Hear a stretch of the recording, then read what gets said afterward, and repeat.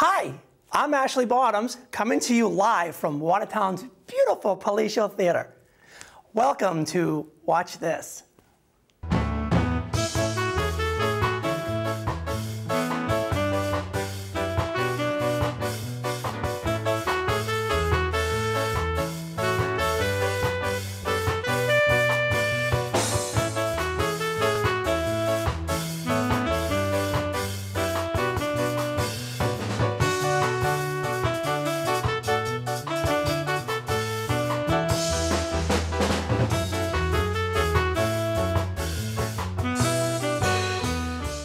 You can get reviews for first-run movies just about anywhere. But who can afford $10 for a ticket these days, much less paying $20 for a popcorn and a drink with that ticket? It's crazy. I surely can't afford it. So that's why all the movies you'll see here today are available at local video clubs. So sit back, microwave some popcorn, and go grab your favorite drink as we get ready to take you to the movies. Here's Corey Knowles with his thoughts on The Lone Gunman. Did a novel predict the Titanic disaster? Way back in 1898, author Morgan Robertson wrote a short novel titled Futility, a story which included a large British ocean liner by the name of Titan, a ship which sinks after hitting an iceberg.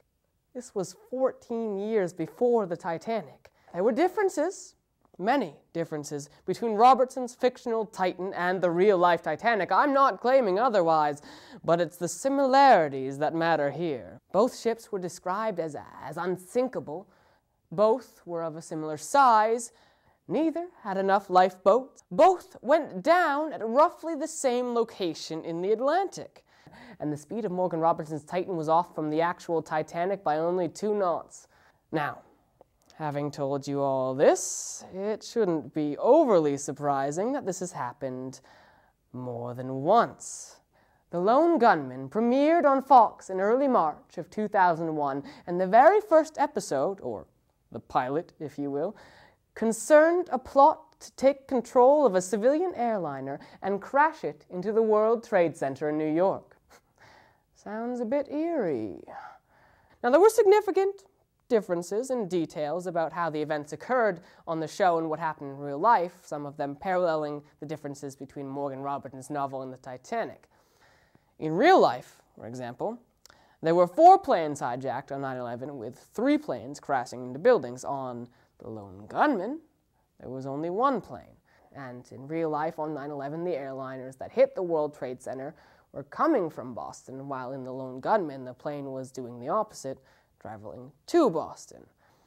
And, of course, on The Lone Gunman, it was all a government conspiracy. See, 9/11 was one of those world-changing events which people struggled to make sense of, you know? But 6 months earlier, millions had tuned in to see the premiere of The Lone Gunman, and after 9/11, some of those people would use that show to explain the unexplainable. The government did it. Sad, but understandable. The Lone Gunman was a spin-off of the Fox network's smash hit The X-Files, a show which itself often used secret government conspiracies for their plots. But unlike The X-Files, conspiracies weren't just a common device for the Lone Gunman. They were the basis of every episode. A small group of men played by Dean Haglund, Tom Braidwood, Stephen Sneddon, and led by Bruce Harwood, they existed on the fringes of society, publishing an underground paper which exposed government secrets and cover-ups. This, in turn, led them each week to a new conspiracy. It's easy to talk about the stories we need to write. Fighting whaling, or illegal government surveillance, or who killed JFK. Even the name of their paper and the show's title, The Lone Gunman, plural, pays homage to conspiracy. JFK, Martin Luther King, and Bobby Kennedy, all officially killed by a lone shooter, but all popularly believed to have fallen victim to more than one assailant. The show's ratings were never huge, granted, but this was at a time when Fox wasn't just competing with the big 3 broadcast networks for viewers. There was the now defunct UPN and the WB networks as well.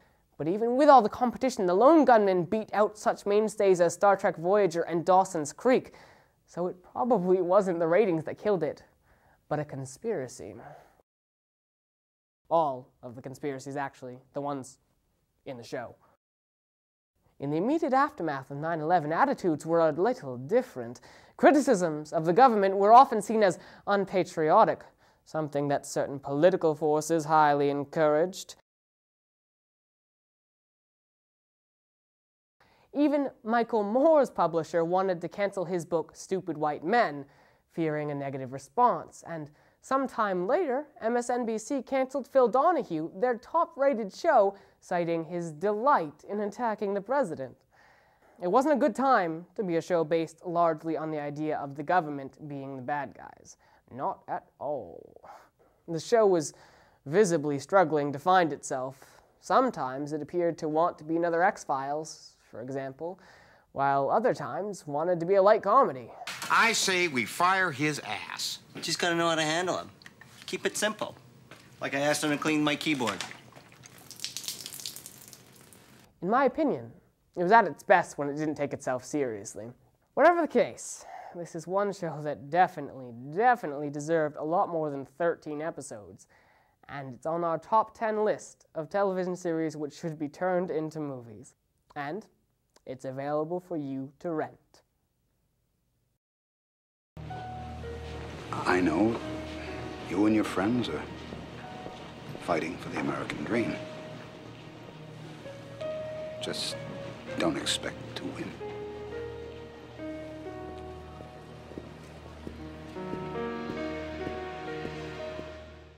Hey, do you have a question, a comment, perhaps a suggestion? Why not write to us at watchthis@email.com. That's watchthis@email.com. And we look forward to hearing from you.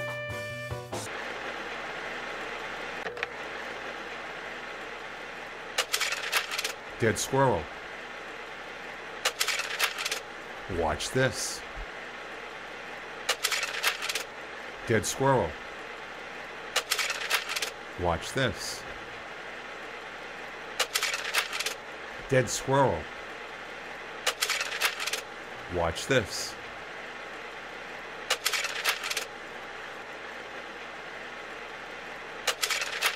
Watch this.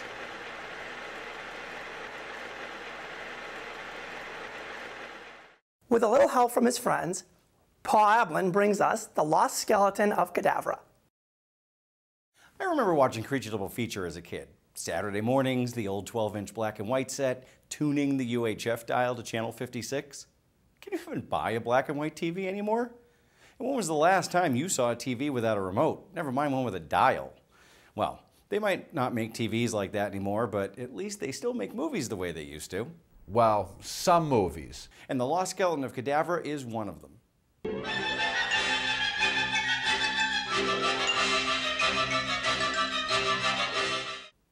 Getting back to the old days for a moment, there were basically three types of films I'd watch on Saturdays.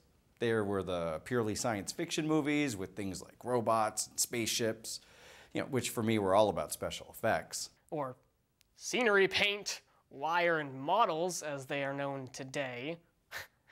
And then there were also monster movies like Godzilla or The Mummy, which were all about makeup, rubber suits, or claymation. They were cool, but not really scary. And finally, there were pure horror movies, films which incorporated elements from the other two, like aliens or supernatural monsters, but relied more on shooting style and script elements than special effects or costumes. To this latter category, I would include films like Invasion of the Body Snatchers or It Conquered the World. Now, I had to be the most pathetic kid ever to have lived. Growing up, I couldn't see a genuinely scary movie without spending the next week sleeping with the lights on. And just forget about me taking any trips down to the basement alone. I could see all the sci-fi I wanted, no problem. And most monster movies were okay too. But if I saw anything truly scary, I was pretty much wrecked for the week. Not that I didn't watch them. The scary movies, that is. I did watch them. I had to. I was like a deer caught in the headlights. Overwhelmed by the sense of danger, but somehow imprisoned within the TV's alluring glow. hungry for a look at the monster or whatever it was that happened to be threatening the cast. This is fine, fine. Now we must not only repair our ship, we must find our mutant, which we were to return to our planet, Marva. Or who knows how many untold millions will die by its hand. If only it did have hands, my woman. If only it did have hands. Unfortunately, the very best of those horror movies, or the worst, depending on how you want to look at it, it kept us baited with the promise of a cool monster, but we were never allowed to see it until the very end of the film. The reason was simple enough. Special effects were expensive and, well, the technology was limited. But the imagination of the audience was both free and boundless. So, until the great reveal, we had to put up with all the dialogue and shaky camera shots taken from the monster's perspective, which was a lot scarier than anything low-budget special effects could have come up with. Which brings us back to today and the film that we're reviewing. I am happy to report that The Lost Skeleton of Cadavra is not a particularly scary film. In fact, it's pretty funny. It takes all the elements from those classic films, including from the horror films, and runs with them to the point of absolute absurdity. You must find the atmospherium. Amish terrarium. Must find Amish terrarium.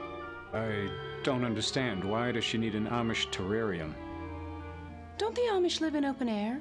Like us? Of course, Betty, it's absurd. Putting the Amish in glass cases would be inhumane. I know it would be easy to call this one a spoof, and to leave it at that, but The Lost Skeleton of Kadavra is so much more. This is a B-movie just as you remember them. With all their flaws. Lovingly crafted by a true fan of the genre. Writer-director Larry Blemire was a local man. His son was a volunteer over at the Cambridge Public Access Station. And he only moved out to California to make his fortune in the dot-com world. Well, the dot-com boom went bust, so he made this film instead. Blemire skillfully captured the look and feel of the classic B-movie, as only a true fan of the genre could, even going so far as to perform much of the filming in Bronson Canyon, where many of the original B-thrillers were shot.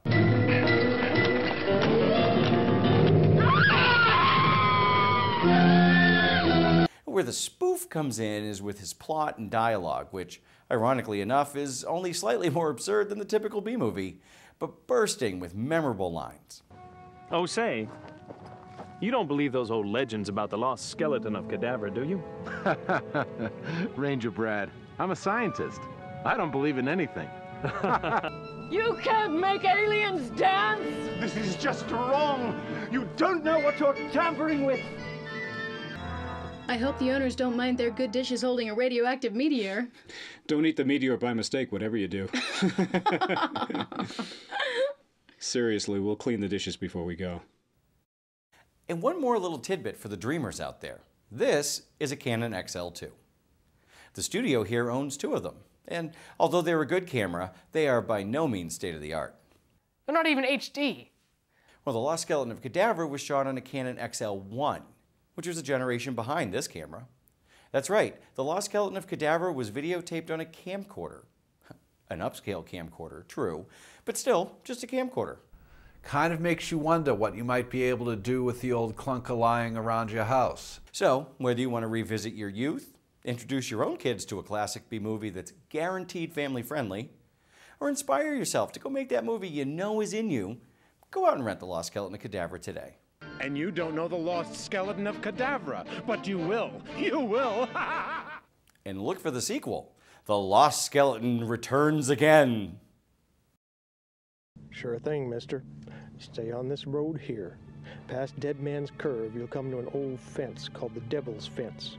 From there, go on foot till you come to a valley known as the Cathedral of Lost Soap. Smack in the center is what they call Forgetful Milkman's Quadrangle. Stay right on the path of Staring Skulls, and you come to a place called Death Clearing. Cabin's right there, can't miss it. Hey, would you like to join the cast or crew? Or maybe contribute a video of your own? Come on, you know you want to. So email us at watchthis@email.com. That's watchthis@email.com. And we hope to hear from you soon. And now, the latest review from Gawain Ross. Hi, my name is Gawain Ross. In the 10 years I was involved in witchcraft, I performed one exorcism myself. I have seen ghosts, heard them, and been punched by them. Exorcising them is mostly a matter of courage combined with a ferocious attitude and a steel blade.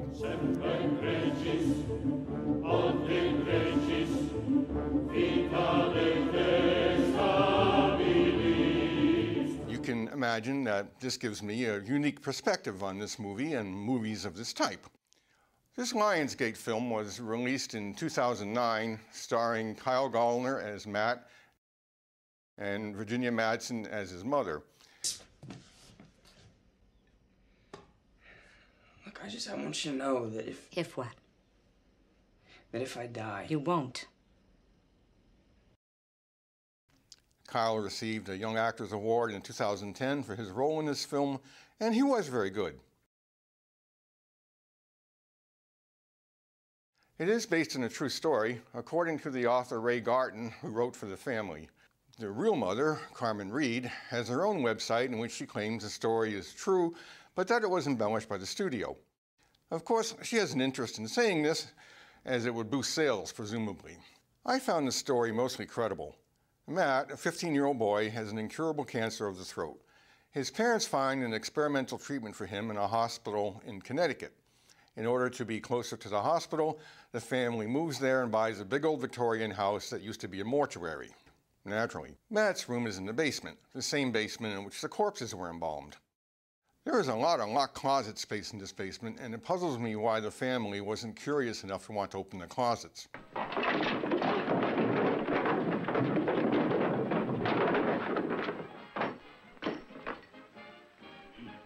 Straighten out that closet one of these days. The doctor warns his parents that the treatment could have strange side effects, and that if these happen, the treatment must be stopped. Matt knows this, so when he sees the ghosts, he assumes they are hallucinations and keeps quiet about it. Now, I was a nurse for 9 years. Most of the makeup for monsters in movies just makes the lead character look ill. The ghosts, of course, are images of the corpses, which are wrapped up like mummies in bandages. This is fairly unnecessary and weird. Real mortuaries or funeral homes don't wrap bodies like mummies. Carmen Reed suspects that the mortician was involved in necrophilia. I don't buy this. You don't need to wrap a corpse you've had sex with in bandages to hide the evidence. I agree with the scripts that he was involved in necromancy, which is calling up the dead to force them to do things for you. This is supported by the strange letters he cut into the skin of all the corpses. In fact, the bodies were covered with this writing. He also cut off their eyelids. I suppose this is meant to keep them aware of this side of the Great Divide. Now they are the angry dead, which is an ancient theme in mythology, probably pre-human even, as Neanderthals buried their dead. The dead are buried so they won't come back to haunt you. One of the things I really liked about this movie is that the ghosts don't really do very much. There's the usual poltergeist activity of banging on doors and knocking things off shelves and breaking light bulbs, but no one is levitated out of bed and then dragged across a room in the air. Turn the lights on, please! Thank you! There's none of that nonsense. This is what makes the movie real to me, and therefore spooky. Movies like The Exorcist seem totally unreal to me.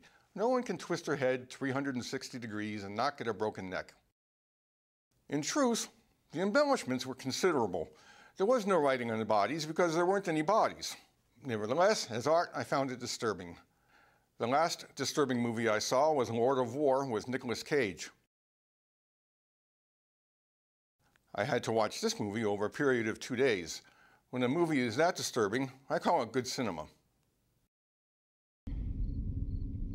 It was one bright day in the middle of the night. 2 dead boys got up to fight. Back to back, they faced one another, they drew their swords, and they shot each other. The deaf policeman, he heard the noise, and he came and he killed those 2 dead boys. Man, you're scaring me.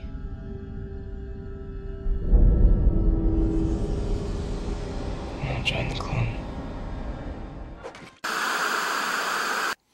According to the lore, demons and devils are very afraid of iron.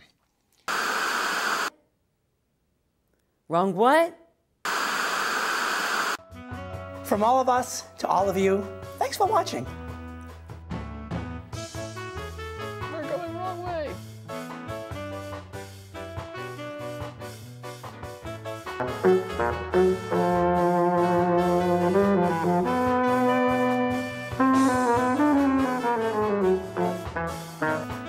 Good? That was good. No, when you do it, What the hell? How do you pronounce that?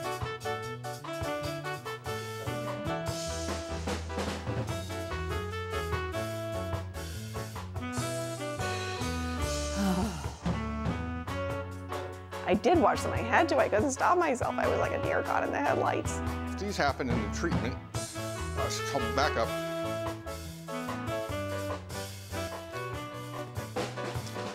Parents that the treatment could have strange side effects, and that if